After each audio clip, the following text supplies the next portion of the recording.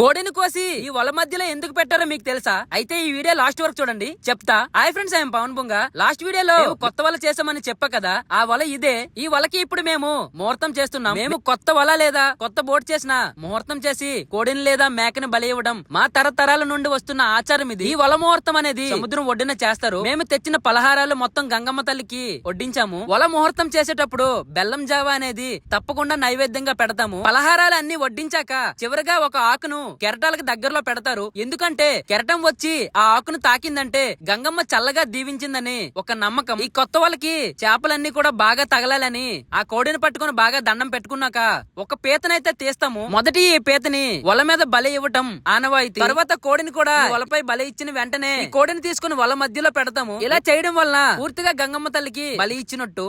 తర్వాత ఈ కోడి రక్తాన్ని వల చుట్టూ వేస్తారు. అది అయ్యాక గంగమ్మ తల్లి నీళ్లు తెచ్చి ఈ వల పైన చుట్టూ చల్లుతారు. ఈ విధంగా అయితే మా ఊర్లో వల ముహూర్తాలు అనేది చేస్తాము. మా పిల్లకాయలు అల్లరైతే మామూలుగా లేదు. లైక్ చేసి ఫాలో చేయడం మర్చిపోకండి. మళ్ళీ కలుద్దాం ఇంకో మంచి వీడియోతో.